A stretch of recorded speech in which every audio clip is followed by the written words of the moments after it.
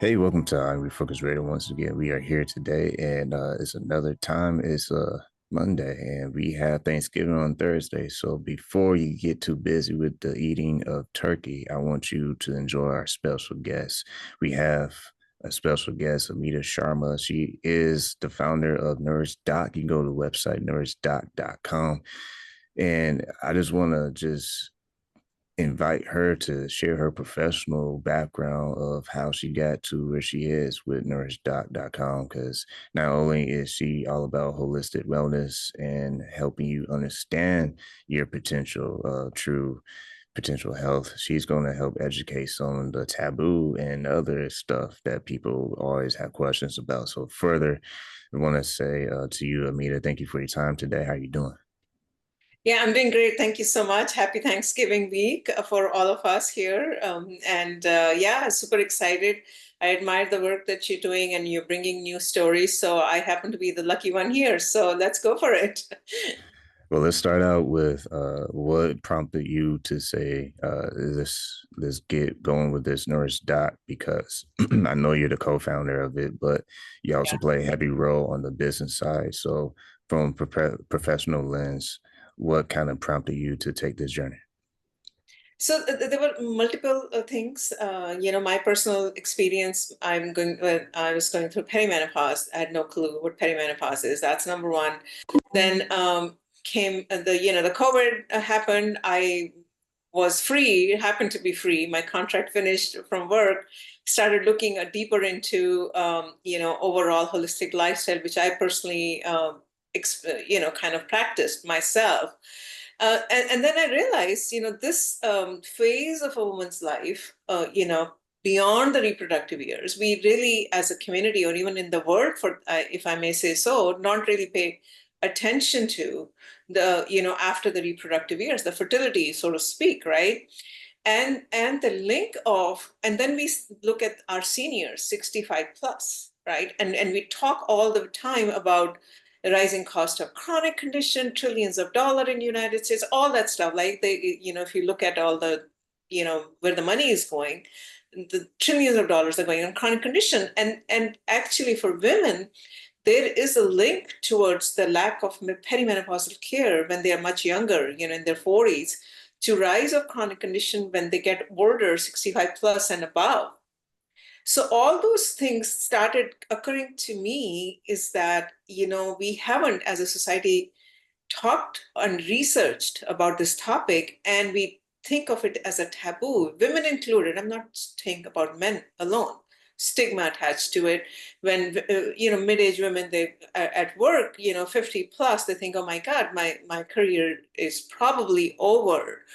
All those things are happening. We talk about anti-aging, we talk about discrimination in for aging in corporate world. We never talk about openly why it is happening, what women are going through in their physical bodies, and then it is translating into the mental and the emotional and the relationships and the society and all those things about it. It's a very complicated, convoluted discussion that is not just menopause, right? It's more about that. It's about the whole community and the society and everything. And that's what I really want people to understand when I do these podcasts.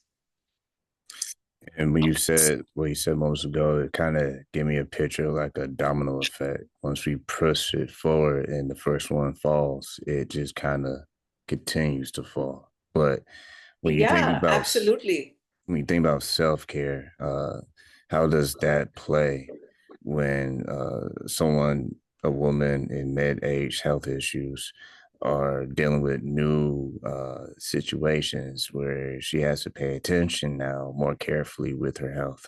What's some of the roles that self care can play in managing that? It's huge, right? First of all, most of the women, if you think about a 40-year-old, 40 something women, I should say that. Now, in today's day and age, it might be different, but where in my kind of thing, a 40 plus year old woman probably has a couple of kids if she's married, typical. I'm talking generalization here, not everyone. In today's day and age, I said it's different. And now you probably have kids and you're also working and you're stretched so far. pin with the work and the family and the taking care and the money. You have no time for self-care. That's the problem. To your question, the role of self-care, yeah, it plays a huge, if you have the time, if you have the resources, if you have the money to do all that. So, but the main issue in this country is the time, Yeah. right? For a mid-aged woman, I talk about a mid-aged woman here, and then that discrepancies happen as per the ethnic groups. We know that some of the groups, marginal communities, have more aggravated symptoms going through the menopause because lack of resources, because they have to work 2 or 3 jobs to make and meet, and because of the obesity level. So yes, absolutely, self-care is paramount. Absolutely, yes. But most of the women that I have, interviewed, about 3,000, 4,000 of them, lack the time during that phase of their life because of all the other responsibilities that they have, caring for their kids and the families, and sometimes their sandwich generation, caring for their parents, all those things, all of the above. Plus, the financial stress is ridiculously high during that phase of life, right? We all know that. We're not retired. Then we can say, okay, So I think it's very complicated. Yes, self-care works, but do you have the time? Do you have the means? Do you have the resources? Do you know what to do? All of the above. When someone's listening to this and they're like, "Yeah, I wish you could see my calendar because where do I start? Where I start to find any Yeah. time?" When you been able to study all those different lives or busy schedules, what Mhm. has seemed to be a common thread of how they've been able to find pockets of time, because everyone has a routine that's daily. But when Yeah. you have a necessity, sometimes you have to sacrifice cutting things in order to make room for what is Mhm. important. That's what you have to do, and that's what I did, right? Cutting down on some of the social parties, or whatever, really honestly, and paying attention to what your body, what your mind, what is going on, and really paying attention to yourself, making time for some nature walks, or being with nature, or taking a holistic lifestyle, eating healthy, movement. So I think the whole thing changes. And for me personally, I had to do that. I had to almost start with, not that I let go of my old friends. That's not the point. The point is that when you start doing all these changes, the holistic lifestyle changes, you start, then, the whole thing changes, because what you thought 10 years back when you were in 30s, late parties, doesn't work when you're in your 40s, because the reason is the alcohol is a trigger for women. That's the reason, for the hormonal imbalance, the things that you can get away doing young, you can't get away now. The caffeine is a trigger for hormonal imbalance, and it's going to get worse if you start having this kind of lifestyle of alcohol or late night sleeping, not following with the circadian rhythm. So you have to follow the circadian rhythm. When it's day, you are awake. When it's night, you're asleep, right? Hmm. You're not an owl. And then following some kind of a regimented daily routine on every single day, that's how you start doing it. You might not have the time, but hey, you can wake up like 10 minutes earlier, have a herbal tea as an example.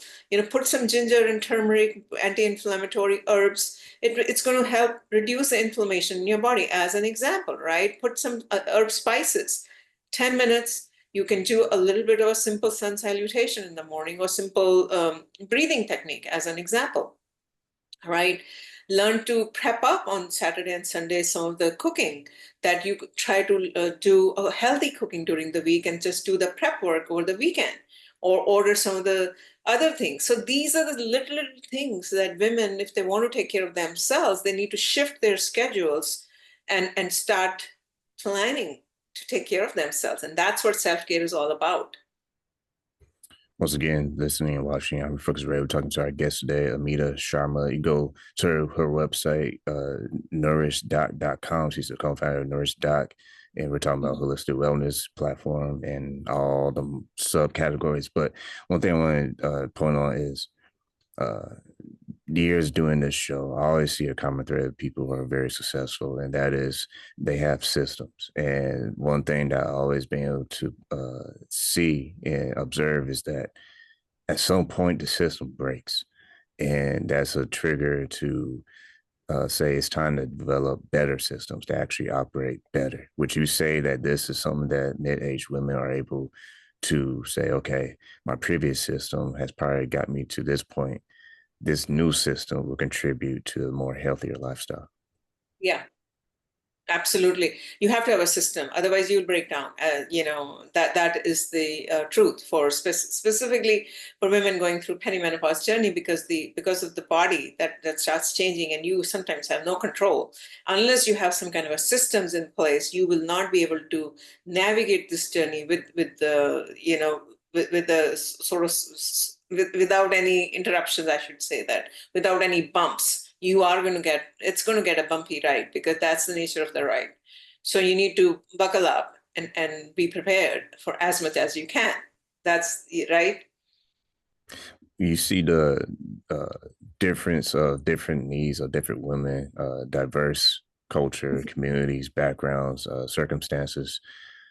What do you see NourishDoc playing a role in, if not just naturally, but internationally, helping women from all different cultures and circumstances being able to fine tune what can work for their personal life as you navigate a very complex web of circumstances?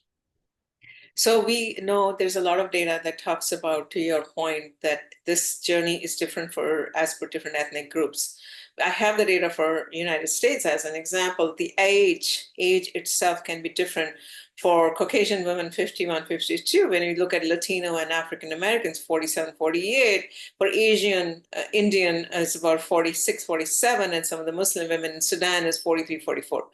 And then so are the symptoms are completely different. Like Japanese women don't get hot flashes versus a Latino and an African woman has aggravated hot flashes because of the lifestyle.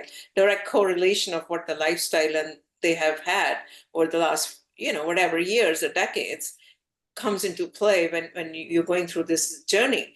And some of the other ethnic group have more musculoskeletal pains, so it's a huge, huge, huge different all over the map as per the ethnic groups that come in, the age, and the different symptoms. Now we are trying to design a holistic wellness, keeping cultural sensitivity into play, right?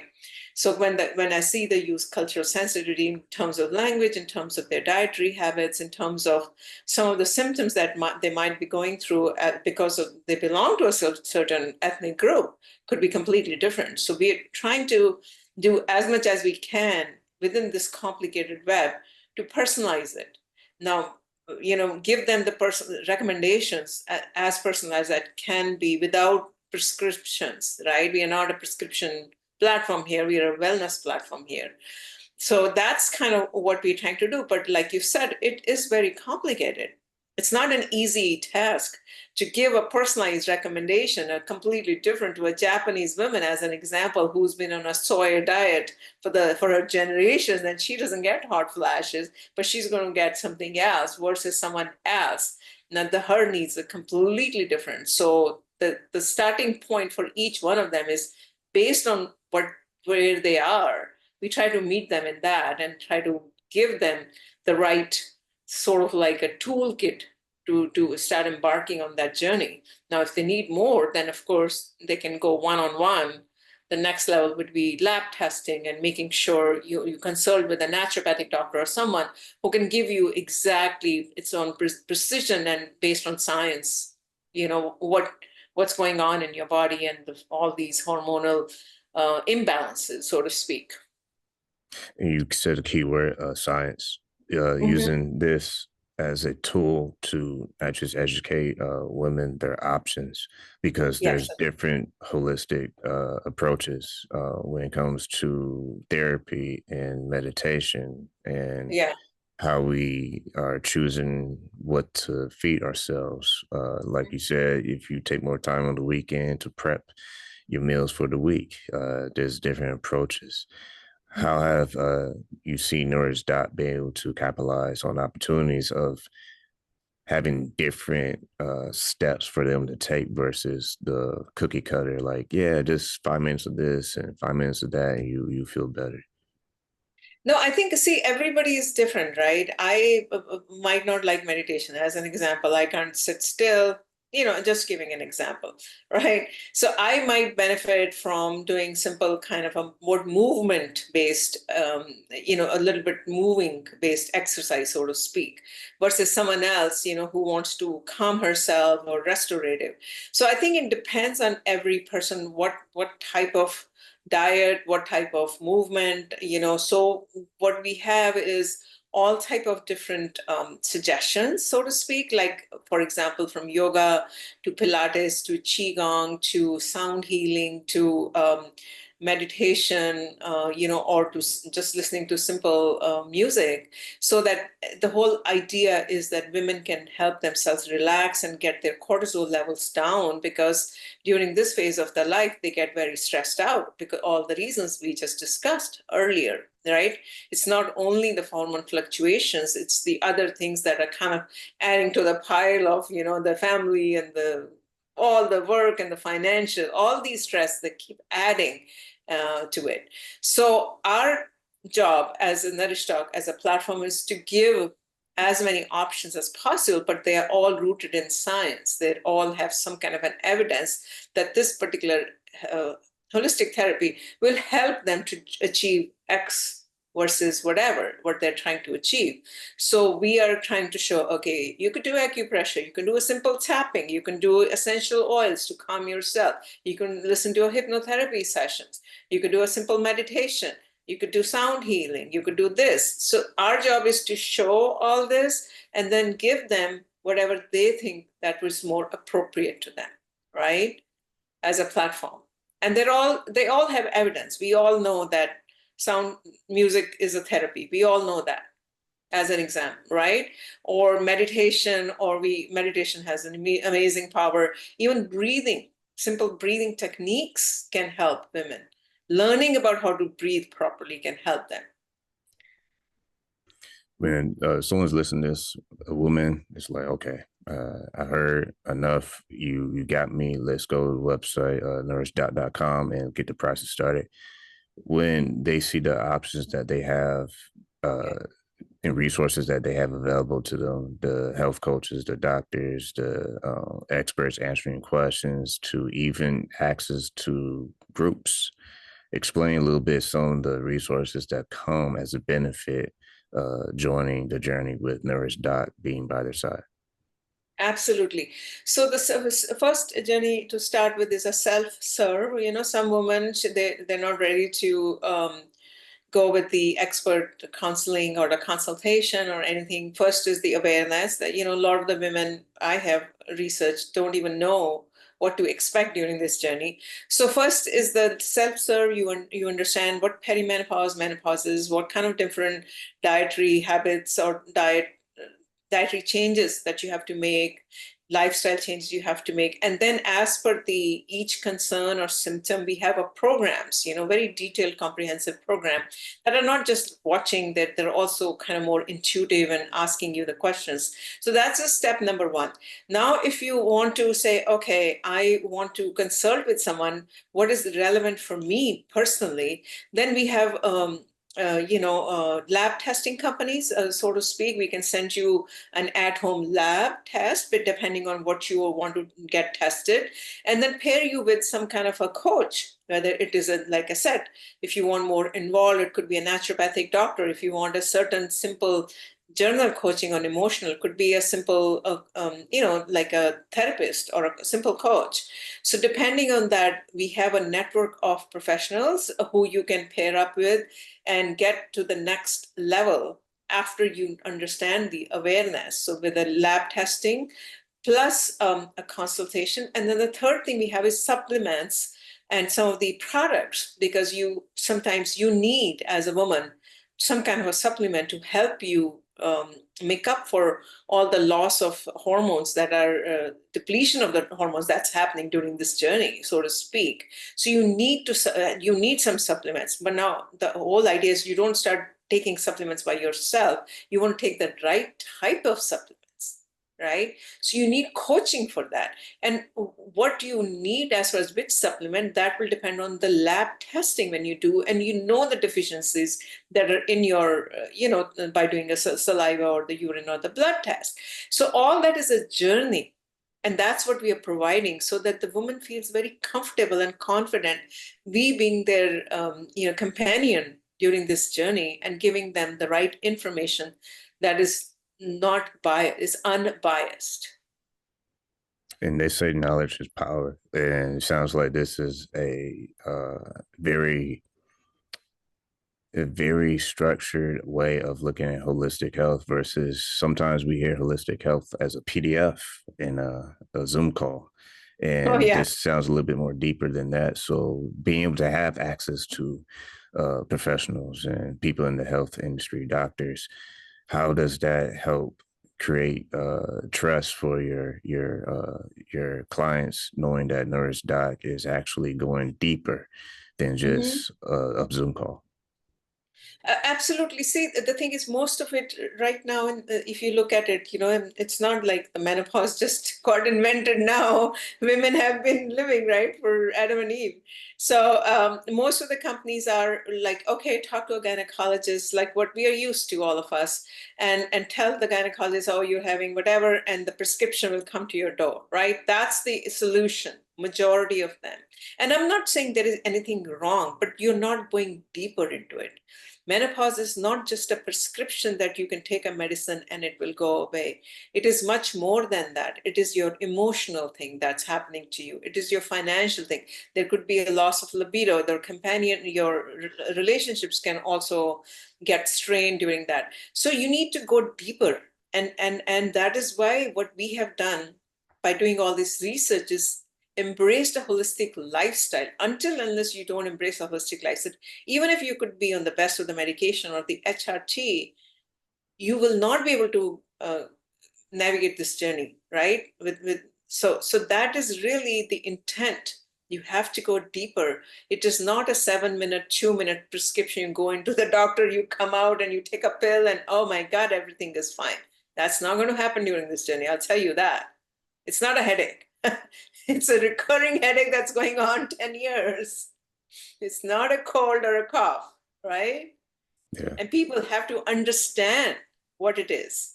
And people don't understand. They think, oh, I'll take a pill and I'll be fine. Hmm. No, you have to do this. Otherwise, you will not be fine. Once again, listen, I'll be folks really watching us on YouTube with our guest, Amita Sharma. And you can go to the website, NourishDoc.com. She's the co-founder of NourishDoc. And we've been talking about holistic wellness and about all the platform and resources. As we wind this down, when you look at the opportunities of how NourishDoc can have a global impact, was some ways that other doctors, professionals can possibly provide more help and assistance as you are helping women on their holistic journey? Absolutely. Yes. A lot of MDs have gone into functional medicine, what they call it is integrating the holistic and the normal medicine. So we bring them on board as well. There are so many MDs that are going into lifestyle medicine, integrative medicine, functional medicine, incorporating acupuncture as part of their practice. All this is happening in today's day and age, which is great because at the end of the day, it benefits whether men or women. It doesn't matter. In our case, it's women, right? So we benefit. Well, once again, if you're listening to this, you need to go to the website and share it with someone you know, because we all know someone that's important to us. It's someone that probably needs to check out this website. And that's nourishdoc.com. I'm talking to Amita Sharma. If anything that I left out, if there's additional resources or consultation that our viewers, listeners can benefit from, what will you tell them? No, I think the only thing I will tell is self-care is not selfish. Self-love is not selfish. Starting investing in yourself, investing in your mind, body, and soul for women as well as men. I would say that. And specifically in the mid-age is not the end of the journey. It's the start of a beautiful new journey that can that you rediscover yourself and reinvent yourself and empower yourself. That's what I would tell. Well, like I always want to say to our guests, Amita, thank you for your time. Thank you.